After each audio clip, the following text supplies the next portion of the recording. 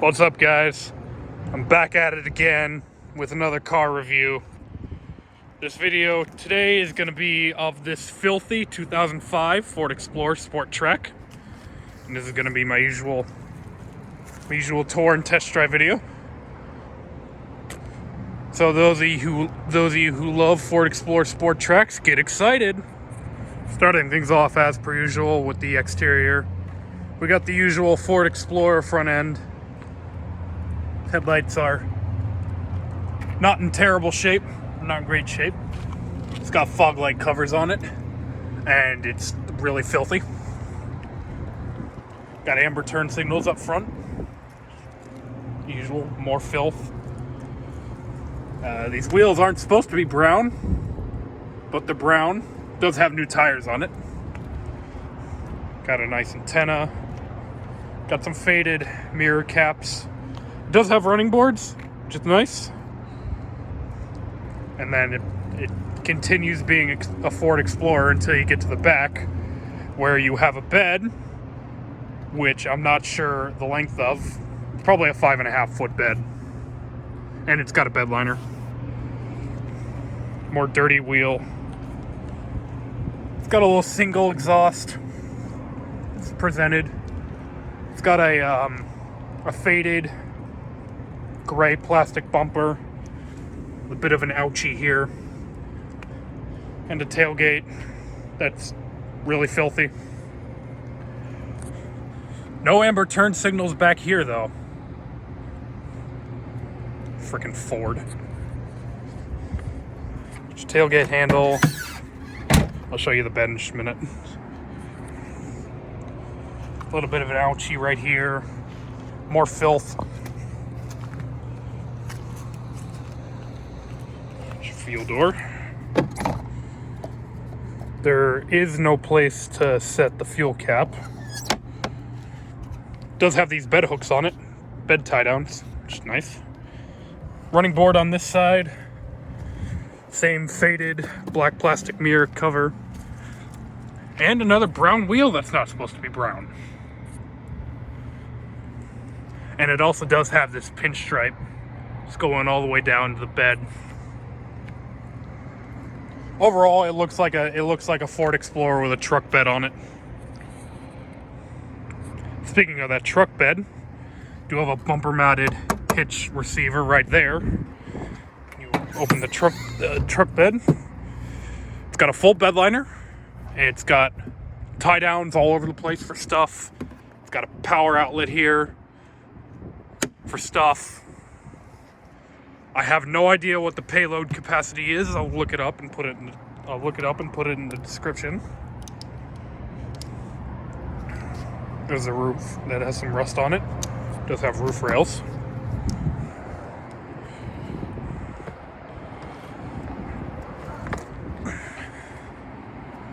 Oh, not too bad. I guess it's useful for stuff. I mean, the owner of this truck did use it to move, and you can lock the tailgate in case you have a top or a cap on the back of this. Moving on now to the interior, you got usual Ford keypad here. And the inside is your stereotypical Ford affair from this era. The steering wheel is all ruined. It's leather wrapped and the leather's all destroyed. It's got a cloth interior. It's a pretty base model Explorer Sport Trac. You know you get a lot of options in these things. The seats are nice and soft. Steering wheel is really worn out. I tried to clean this last time I had this thing and it wouldn't come clean. I do like the oval window switches. Got your locks up here, all your windows, and then your window lockout right here. And then power mirrors right there. And then headlights, and there's your gauge dimmer for your complement of analog gauges. Got everything. Too bad they're all dummy gauges though, except for the fuel gauge, obviously. And then the center stack, got your two vents up here. Your standard Ford head unit from this era. I honestly don't know why the owner hasn't changed this out. This is one of the single easiest head units in history to get out. But they just deal with it. And your very simple three knob climate control. Fan speed, temperature, and zones. Doesn't get any simpler than that. The dashboard is plastic. Got your airbag right here. And you got a glove box. Has a bunch of stuff in it. Same door panel on the passenger side as you do on the driver's side. Headliner is a little worse for wear. Got the visors. Mirror that is not lit. Neither the mirrors are lit. Do have dome light up here.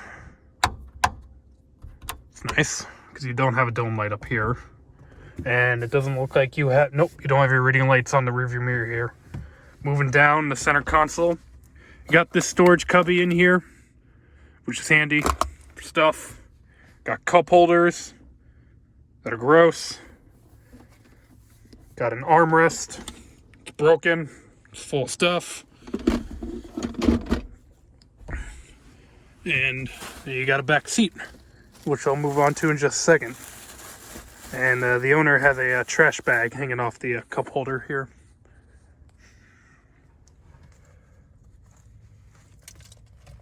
So let's go and check out the back seat now. Moving on now to the back seat.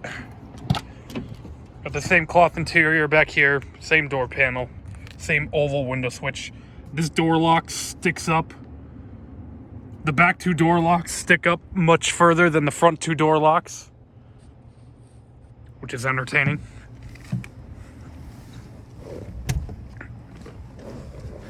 Not a ton of room back here. I do have the seat as far back as it'll go. And I am a long-legged son of a bitch, so I do not have much room. There's not very much headroom either. It's really not a good place to be if you're tall. And this rear glass does go down, and I'll show you that in just a second. And now we'll start it up and we'll go and talk about the engine.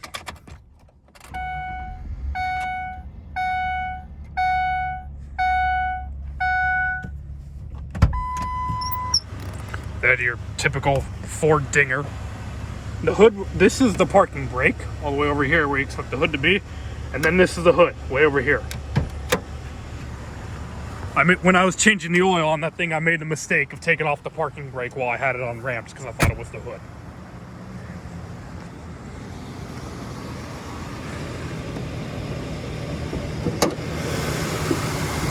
Under here, you got a 4-liter single overhead cam V6. Makes 210 horsepower at around 5,000 RPM and 240 foot-pounds of torque. This thing has a towing capacity of right around 5,000 pounds, and the payload capacity is right around 1,500 pounds. See the remnant of what used to be a Ford logo right there. And it does have hood struts. So good on them for putting in hood struts. Got oil fill right here, alternator, that looks pretty new right below that. Serpentine belt. I'm not sure if that's a clutch or a clutch driven or an electric fan. Got washer fluid, coolant, air filter right here. Got your brake booster right there. I believe this is power steering. As far as I know, these things are reliable. I haven't heard any horror stories. And the owner of this one hasn't had any problems, and this one has 161,000 miles on it. So it's not too bad.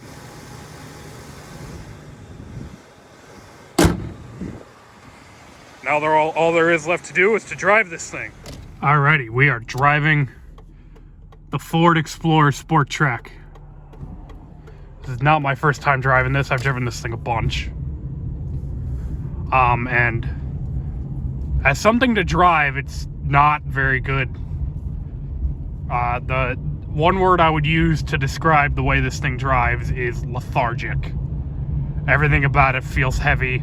It feels heavy and slow and unmotivated. The throttle response is not very good. The steering is not very good. It's not very precise. there's just tremendous body roll. The amount of body roll is absolutely hilarious in this thing.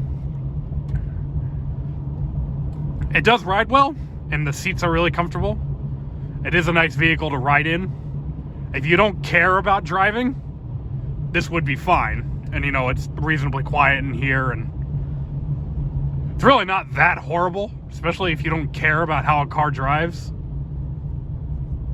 But, you know, for those of us who care, it's not very good. It's also not fast either. 210 horsepower and 240 foot-pounds of torque would be adequate, but this thing's probably heavy. I don't know how much it weighs, but it probably weighs around 4,000 pounds. The transmission, I believe, is a 5-speed auto, and it's fine. It's a transmission. It does what you want it to do, and it's shifted through the column, which is nice. Ford did the multi-stock for the turn signal and the wipers, and in my opinion, they did the multi-stock a lot better than GM did. Because with Ford, the wipers is just one knob. One knob. How the fuck do you change the intermittent? It's just one knob, and then you push in for your washers. Whereas with GM, it's a whole plethora of nonsense on one stock. It's just a mess, and this stock feels a lot nicer to use than the GM stocks. The trip odometer is reading 7,360 miles right now, and it makes me wonder why manufacturers even put trip odometers in vehicles anymore, because literally nobody I know resets the trip odometer.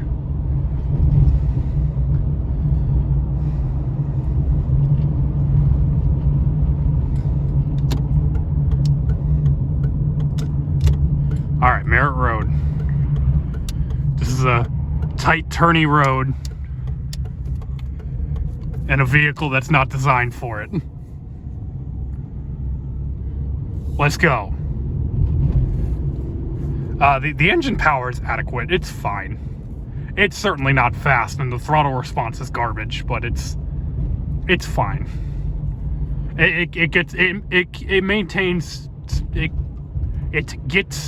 It keeps up with traffic just fine.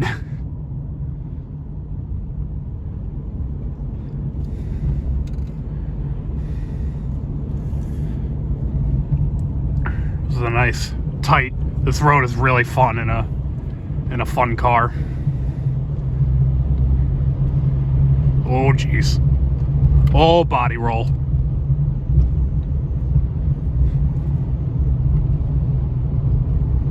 Oh Jesus. He leans over to one side. Everything in the back of the truck slides over. Like, just tremendous body roll. It's like driving an angry sea. It's absolutely hilarious. Probably the shocks are just completely blown out.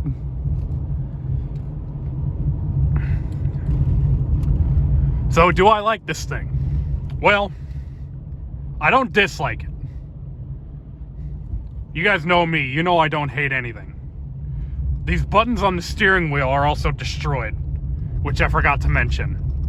But I know that's really common on Ford products of this era. The buttons on the steering wheel are destroyed on all of them. But do I like this thing? Well, not particularly, no. I don't dislike it. But it doesn't do anything exciting.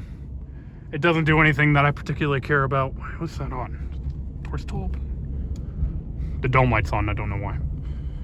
Anyway. More body roll. This thing surprisingly does not make any power steering noises.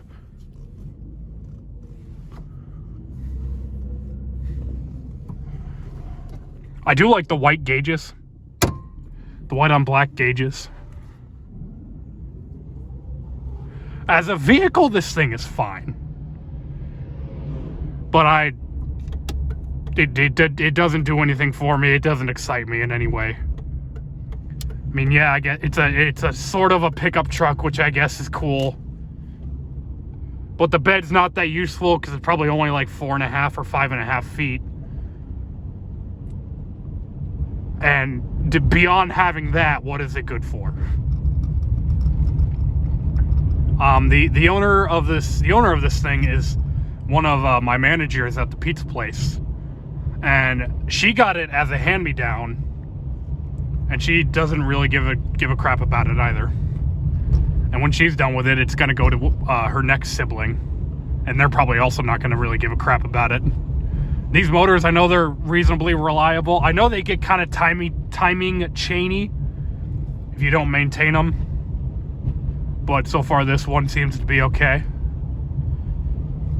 The transmissions are fine. I believe they're either 5 or 4-speed. I'm not certain which. But it's fine. This thing is fine. You know, it's a car. It gets the owner around. And I am happy to have filmed it for you guys. Get you more content for the channel. I do want to floor it eventually. After we get off Merritt Road, I'll floor it.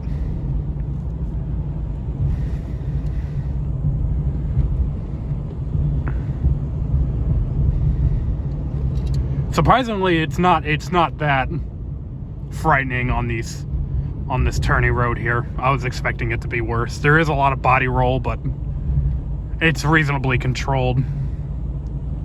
And the brakes feel decent.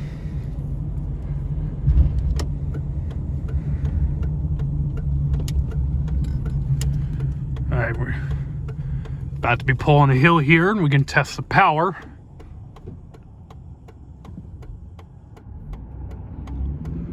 See what the clone V6 has. It shifted. I didn't want it to shift.